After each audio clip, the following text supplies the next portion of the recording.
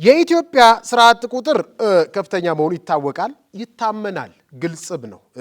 ፀሐይ የሞቀው ጉዳይ ስለሆነ በገጠርም ሆነ በከተማ ያለውንም ስናይ መንግስት ይህን ችግር በመቅረፍ ረገድ ምን አጎደለ? አንድ ምን ማድረግስ ደግሞ ይገባዋል? ምን አጎደለ ነው ያልከው? በእኔ ግምት የስራ አጥነት ችግር መንስኤ 95% ከመንግስት ጋር የሚያያዝ ነው። ምንም ባያደርግ ይሻላል፣ ባያደናቀፍ፣ ባይከለክል ይመጡበታል። እሳቸው እያሉ ያሉት ይሄን ያህል አቅደን እንደውም ከቅዳችን በላይ አቅጄ ሰራ ሁሉ እያለ ነው መንግስት። እሳቸውም ያንን መረጃ ይዘው እየመጡ ነውና ማደናቀፍ አይደለም ጭራሽ አልጋ ባልጋ እያረኩ ነው፣ መንገድ ሁሉ ጨርቅ ነው እያሉ ነውና ከዛ አንፃር እንዲያዩት አወያያችን አታሳስት። አልጋ ባልጋ አላልንም። ችግሮች አሉ፣ ግን በቅዳችን መሰረት እየሄድን ነው የሚል ነገር ነው። ልክ ነዎት። ግን ምንድነው እቅዱን በተመለከተ አልጋ ባልጋ እንዳልሆነማ ይታመናል። ግን አቅደው የተገበረውን በተመለከተ ከትግበራ አንፃር እቅዱን ሚት ከማድረግ አንፃር አልጋ ባልጋ ነው። ከፍተኛ ጥረት ተደርጎ ተደክሞ ነው እንጂ አልጋ ባልጋ ቁጭ ተደርጎ የመጣ ነገር አይደለም። በጣም ጥሩሽ። እኔ ከአንድ ኮንሰፕት ልነሳ። እኔ መንግስት ምንም ማያደርግ ስል የእውነት ነው ምንም ማያደርግ የምለው። ለምን መንግስት ይሄን ሁሉ ስራ የሚሰራው ገንዘብ ከየት አምጥቶ ነው? የታክሱን ሁኔታ እያየ ነው። ከፍተኛ የሆነ ታክስ ነው ኢትዮጵያ ውስጥ ያለው። ድሃ ታክስ ይደረጋል። 2000 ብር ገቢ ያለው ታክስ የማይደረገው። ከዛ ውጪ ለመኖር የሚያስችል በሰብሲስታንት ሌቭል በመብላት በመጠጣት በቂ መኝታ ሳያገኝ ለመብላት እንኳን 6-7 ሺህ ብር ማግኘት ይኖርባል። እሱን ታክስ ያደርጋል። ያንን ሁሉ ገንዘብ ሰብስቦ ነው ይሄን የስራ እድል የሚፈጥረው። መንግስት ደግሞ አባካኝ ነው። የኢትዮጵያ መንግስት ብቻ ሳይሆን የአሜሪካ መንግስትም የካናዳ መንግስትም አባካኝ ነው። ሙስና አለ።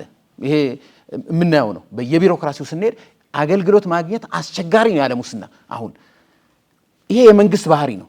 መንግስት ቼክ ኤንድ ባላንስ ከሌለበት፣ ተጠያቂነት ከሌለበት፣ ይሄ ነፃና ገለልተኛ ተቋማት ከሌሉ በመንግስት ዙሪያ እነዚህ ነገሮች ይሰፋሉ። እነዚህ ባሉበት ሀገርም መንግስት አባካይ ነው። መንግስት ይሞስናል፣ ሙስናን ያስፋፋል ማለት ነው። ይሄን ሁሉ ገንዘብ ሰብስቦ ነው። ይሄ ገንዘብ ህብረተሰቡ ጋር ቢቀር ምን ያህል የስራ እድል ሊፈጥር እንደሚችል እናውቃለን። የትኛው ህብረተሰብ ጋር? ታክስ የተደረገው ነው። ከባለ ሀብቱ ነው አይደል ታክስ የምናደርገው? ከሰራተኛው አይደል ታክስ የምናደርገው? ሰራተኛው አጠራቅሞ ለወንድሙ፣ ለአባቱ፣ ለአጎቱ የስራ እድል መፍጠር ይችላል ነበረም። አንደኛ የራስ ገንዘብ ሲሆን በጥንቃቄ ኢንቨስት ማድረግ ይችላል። መንግስት ግን እንደዛ ኢንቨስት አያደርግም። ስለዚህ ይገናኛል በሚል ነው ይሄን ሁሉ የሚያደርገው። ይሄን ሁሉ ስራ የሚሰራው ከህብረተሰቡ ገንዘብ ወስዶ ነው እንጂ መንግስት ከየትም አያመጣም አይደል? ያ ገንዘብ ግን ህብረተሰቡ ጋር ቢቀር ኖሮ ስንት የስራ እድል ይፈጥራል? አንዱ መከራከሪያ ነው። ሁለተኛ ስንት ቢዝነስ ነው ስራ ይተው አሁን በታክስ ምክንያት። ይህንን የህዝብ ተወካዮች ምክር ቤት ባያው ደስ ይለኛል። እኔ ማየትም አለበት ብዬ አስባለሁ።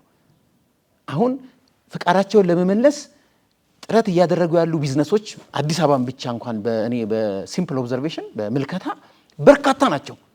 አንገታቸውን እየተያዙ ከህግ ውጪ ታክስ ክፈሉ እየተባሉ። ከህግ ውጪ የምለው ለምሳሌ ደብተር የያዘ በደብተሩ መሰረት ነው ታክስ የሚከፍለው አይደል? በግምት እንዲከፍል እየተደረገ ይሄ መቼም ሚዲያም ላይ ሰምተነዋል። ወረዳና ክፍለ ከተማ ሄደን ማረጋገጥ የምንችለው ነው። እኔ የህዝብ ተወካዮች ምክር ቤትም ከክርክሩ ውጪ እሱን ማየት አለበት። ይቅርታ ከተፈቀደልኝ ምን ያርግ መንግስት? እንደው አንድ ደቂቃ እስቲ። አንደኛ መንግስት ጣልቃ ገብነቱን ይተው። ኢዝ ኦፍ ዱይንግ ቢዝነስ ያቅልል። ቢሮክራሲን ይተው። ይሄ እኮ ስራ አይፈልግም እኮ ማደናቀፉን ይተው ነው። አንድ ቢዝነስ ለመጀመር 30 እና 40 ቀን ይፈጃል ይላል ኢዝ ኦፍ ዱይንግ ቢዝነስ ሪፖርት። 30 ምናምን ቀን ይፈጃል ፍቃድ ለማውጣት በኢትዮጵያ። ይሄ እንግዲህ አጥንተው ነው በመሬት ላይ። እንደዚህ አይነት ችግሮችን ይቅረፍ፣ ይተው። ታክስ ቀነሰ ማለት እኮ ቢዝነስ ራሱ ሪኢንቨስት ያደርገዋል ማለት ነው። የስራ እድል ይፈጥራል ማለት ነው። ሌላስ እንደው የመፍትሄ ሐሳብ እንዲሆን ስለፈለግን ይሄ እኮ በቂ የመፍትሄ ሐሳብ ነው እኮ ኢነሰንስ ታክስ ይቀንስ ኢንአክሽን። አዎ የፈረንሳይ አንድ አባባል አለ ሌዘፌር የሚባል ታውቃለህ አይደል? የፈረንሳይ መንግስት ባለሀብቶችን የዛሬ 200 ዓመት ይሆናል ምን ላድርግላችሁ ሲል ተውን አሉት። አሁንም ተዋቸው ነው የሚለው። ቢተው ትልቅ ነገር ነው። ከዛ በኋላ መንግስት መስራት ያለበት ነገር አለ። የስራ እድል አይፍጠር፣ ኢንፍራስትራክቸር ያሟላ፣ ጸጥታ ያስጠብቅ። ይሄንን ቢያደርግ ከበቂ በላይ ነው ብዬ አስባለሁ።